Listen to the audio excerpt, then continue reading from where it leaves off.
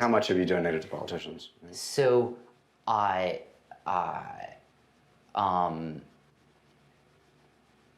don't remember I can get back to you on that. I don't remember the latest figure off the top of my head. Like a round number? Ballpark. I think.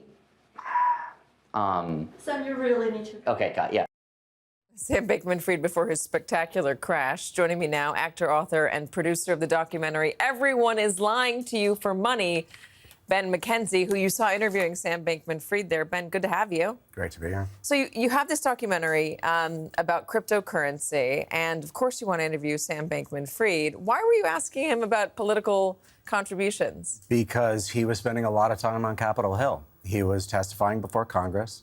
He was donating a lot of money to politicians. By the way, the correct answer to the question I asked, which he had to avoid, we now know is $100 million. He was running an alleged straw donor scheme. He was outwardly giving to the Democrats. He was one of Biden's largest donors, but he was secretly giving to the Republicans via cutouts, his employees, one of whom is now doing time in jail. It's illegal, right? What's that? That's illegal, right? Yeah, or it used to be. I was asking about the money, and one of the things that's sort of sobering is that at the time he was trying to get a particular bill through Congress, and it was affectionately known on Capitol Hill as Sam's bill. And what it would have done is put the CFTC in charge of crypto. The CFTC, the Commodities Future Trading Commission, is the weaker regulatory agency. The SEC is much stronger. Crypto has long wanted the CFTC to be its regulator. He was trying to legitimize it, and he was pretty successful at it. He had a number of celebrities advertising for him. He made it into a popular culture phenomenon. Invest in crypto. Crypto is the next big thing. You're going to make money off of it. You're going to be cool if you take part in it. Yeah. And it turned out that he was full of it. Yeah, he's a convicted fraudster. I mean, he's doing 25 years. I went to the trial here in Manhattan several times, and the jury wasn't having it. I mean, it took him 4 hours to convict him on all charges. What he was doing was preposterous. And when I was thinking about sort of like the psychology of it, because obviously I'm an actor by trade, so I lie for a living, and I study people and human behavior. I was really struck. I was trying to figure a couple things out. Why did Sam agree to be interviewed? You know, I was writing this book with journalist and author Jacob Silverman, and it was about crypto and fraud. Like, it had been announced, and yet he agreed very quickly to an interview on camera with no preconditions. And I was thinking, that's a pretty bold move if he's doing what I think he's doing. I didn't know exactly what he was doing, but I was drinking from a mug that said fraud investigator, so I had some idea. He was rationalizing his behavior. This is the sort of the psychology of fraudsters. There's three components that fraudsters need to have: need, opportunity, and rationalization. And he was able to rationalize his behavior. I bet you if you go to Sam now in prison, he still believes. In fact, I do know he still believes he's innocent. Saying that he was trying to do good. I mean, you had that with the other CEO of Celsius, saying that he was trying to do good. Everybody that you profile in this documentary who has launched a cryptocurrency coin or platform, they've all said some version of, I want to give back to the community. Yeah, and that's such an effective con man tactic, right? Because they're convincing themselves of it as well. Exactly. In some sense, fraudsters are the ultimate method actors, right? They really have to commit to the bit, because otherwise it would be very painful, right? Most of them are not, I don't think, full sociopaths where they can sort of say, oh, yeah, I'm actually, screwing these people over. So they have to believe their own thing. And when the number's going up and when it's in the news and you're getting all this hype and you're, doing viral videos with Tom Brady as your supposed best friend, Sam was high in his own supply. We dove in to the deep end to start the conversation, but I want to rewind for a second. And we've been talking about crypto now for going on 5 years, pretty much. That's when it got popularized during the pandemic, or became more of a thing during the pandemic. But there are a lot of folks out there, and I'll include myself as one of them, who still don't really understand it. Yeah. Can you give me the basic answer of what crypto is? Sure. I can describe it many different ways. In terms of the technology, I think that's one myth I'd like to bust up right now. Blockchain technology is very old. It goes back to 1991. Stuart Haber and Scott Stornetta at Bell Labs. And a blockchain is just a ledger. It's just a way of recording information. So what crypto really is a way of sending something of value to someone else. You don't know the other party, or no one knows which parties are transacting, and it's a ledger of all of those transactions. So who would that appeal to? It's a pseudonymous ledger that operates outside of the regulated system for the most part. Well, it would appeal to criminals. That was the original use case of crypto, was the Silk Road, this dark web drug marketplace where drugs and, child trafficking and assassination attempts, you could buy all that stuff with Bitcoin. And that's when Bitcoin first started emerging as a viable thing of value.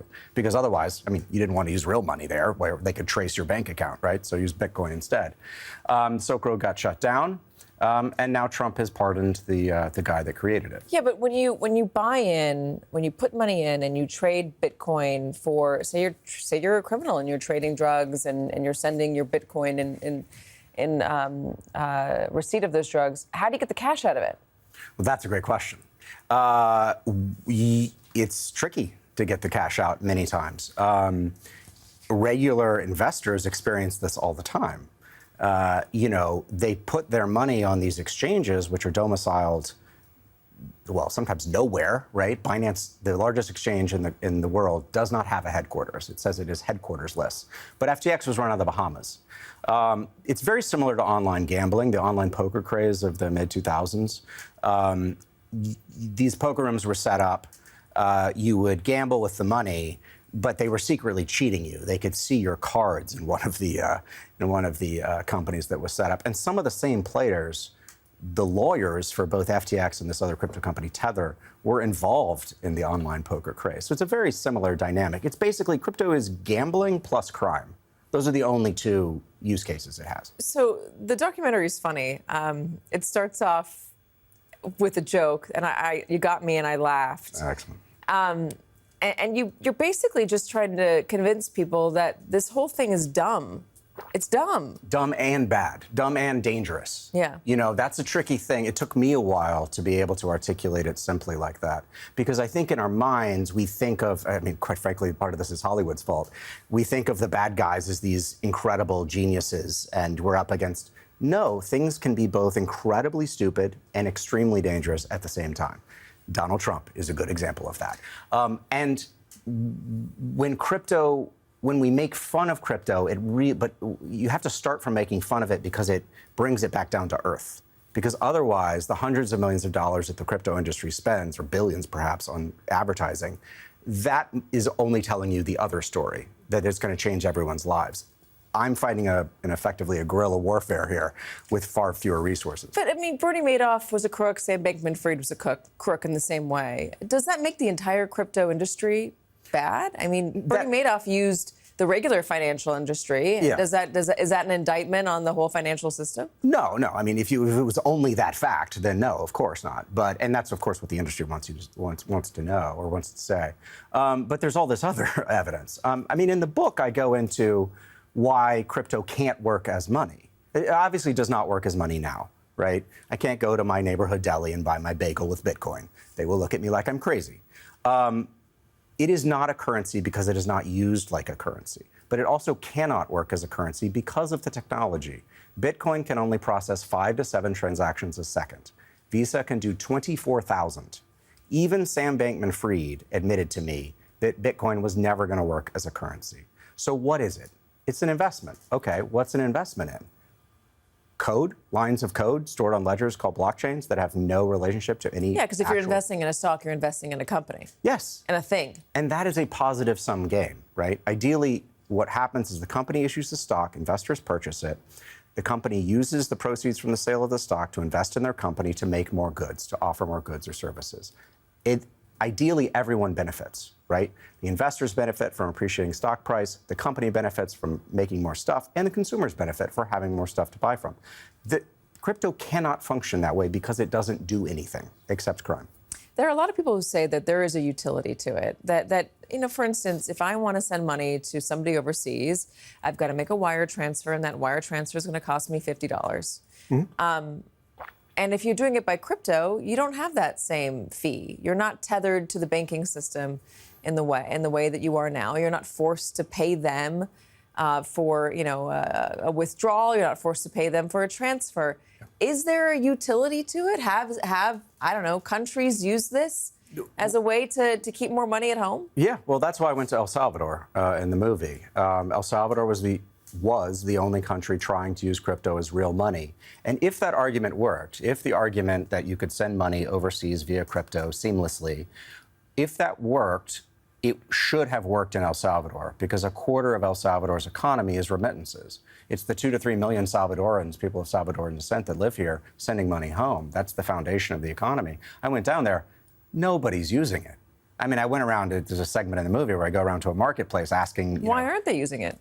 Because it's a cash economy. I mean, people are making $400 a month. That's the average income, and it's dollarized. They don't. I mean, a lot of these people don't have bank accounts, right? They're going to what, like buy some app and learn how to use crypto? I mean, so basically nobody was using it. It was less than 2% of remittances were using crypto when I went. Now it's less than 1%. Now the government has completely abandoned the project effectively. Crypto cannot work as money. So the remittance argument is, I understand the appeal. I understand why it theoretically could work, but like everything with crypto, it's hype as opposed to reality. The movie ends with, Sam Bankman-Fried going to jail. You document how Celsius goes under and a few other companies. You talk about regular people who lost a lot and are upset and they feel cheated, but they don't feel cheated by crypto at large. They feel cheated by individuals. They still believe in it. Why do people still believe in it, even when they've lost money? What does that say? They believe, the more they've lost, the more they believe. It has, I hate to say it, but it really does have all the hallmarks of a cult. The base, the 5 to 6% of the country that really, really, really believes in it. There's another maybe 10% that are sort of playing around with it. Those people, the more they've bought in, the more they need to believe. Again, we're coming back to the sort of rationalization type thing. They have to believe in the crypto, because otherwise they would have to admit that they've been conned and suckered, and that's really hard. So everyone that I talked to in the documentary, I was interviewing victims of Celsius, they would all say, yes, Celsius is a scam, but I believe in Bitcoin. I understand when the price is going up, that story is very appealing, but unfortunately, crypto is incredibly volatile. Is it your belief that it's all going to crash? I don't make predictions anymore. I mean, I'm sort of, 1-0. I made a prediction in 2021, or tried to highlight that it might crash, and it crashed, and I don't want to jinx myself. But if you believe in economic gravity, it has to crash, because it's a zero-sum game that has no tangible value. So other than the crime and the gambling, But if it became more integrated, say El Salvador became a country where people had bank accounts, right, and they weren't so dependent on the dollar, because this thing got rooted in. It starts out slow, but then it gets bigger and bigger. You talked about that university full of graduates in my first crypto, my first Bitcoin, I think it was what it was. Can it work then? No. Is there a future for it? No, because it's not backed by the full faith and credit of the government. Crypto advocates... So when they crash, what happens? The full faith and credit of the government comes in to save them? Exactly, which is exactly what happened in 2023. 3 months after I testified to the Senate Banking Committee, I said, if we get crypto further into our banking system, there's going to be hell to pay. And I didn't know how right I was. 3 months later, 3 banks failed. All 3 banks were tied to crypto. When people... ignore the prices of crypto. The actual money that's been put into the system, when it crashes, people want the real money back. And then they go to the bank and it's not there, because it's fractional reserve banking. The bank doesn't have your money. Crypto is incredibly dangerous. And what we're doing by putting it further into the regulated system is recreating the subprime crisis. Let's talk about Donald Trump. Sure. Because you end the movie with Donald Trump announcing his coin. Yeah. He's made a lot of money off of it, and he's added legitimacy to the industry. He went to the crypto conference. He's pardoning the Silk Road guy, CZ. Who is Donald Trump in this world? What does he give? He gives it legitimacy because when he first announced in the summer of 2024 that he spoke at the Bitcoin conference, people were aware that he was shifting that way earlier. The price, which was sort of in the in the tank before, after Sam was arrested, all these other people were arrested, the price started rising, right? As people anticipated that he might embrace it, and if he was elected president, the price would continue to rise, so buy it now. And sure enough, that happened. I mean, Trump really is single-handedly, I think, responsible for the rise in crypto, because otherwise, it would have been dead in the water. I mean, I don't think some Republicans were sort of flirting with it. But really what crypto's managed to do by effectively funneling tons of money into Trump is they found the ultimate advocate. Now, the irony is that crypto was set up to be in opposition to money issued by the government, and now they have the head of the government as their benefactor. His argument is he doesn't want China to beat us on crypto. I mean, give me a break. So the money that's coming from China into crypto, why is it going into crypto? To evade capital controls. You're not allowed to take that much money out of China. If you're a wealthy Chinese person and you're trying to get your money out of the country, you're trying to get it into dollars. And one of the ways you do that is crypto. So the notion that somehow China is going to, like, first of all, there's no tech race to be won because, again, the technology is over 30 years old. This is not something that cryptographers, you know, they're very dismissive of crypto. I mean, the cryptographers that aren't paid by the industry. Computer scientists are dismissive of it. You know, Trump will use, as we know, whatever angle he wants to use. And he's probably been told by the industry that China is, you know, a threat here. But this is not AI. This is not, you know, computer chips. This is a different thing. Let me play Donald Trump on 60 Minutes talking about pardoning the head of the Silk Road. I don't know who he is. I know he got a 4-month sentence or something like that. And I heard it was a Biden witch hunt. In 2025, his crypto exchange Binance helped facilitate a $2 billion purchase of World Liberty Financial's stablecoin. And then you pardoned CZ. How do you address the appearance of pay for play? Well, here's the thing. I know nothing about it because I'm too busy doing the other. But he I can got a only pardon. tell you that. But he got a no, pardon. I can only tell you this. My sons are into it. I'm glad they are because it's probably a great industry, crypto. I think it's good. You know, they're running a business. They're not in government. Okay, so it's Donald Trump on 60 Minutes talking about pardoning CZ, who's Changpeng Zhao, not the head of the Silk Road. I misspoke. Who is CZ? CZ is a Chinese Canadian who started the largest crypto exchange in the world, Binance. Binance is, again, this crypto exchange that is the largest in the world and has no headquarters. And CZ admitted to money laundering, and his company admitted to money laundering last year and paid a $4.3 billion fine, one of the largest fines, perhaps the largest fine in history.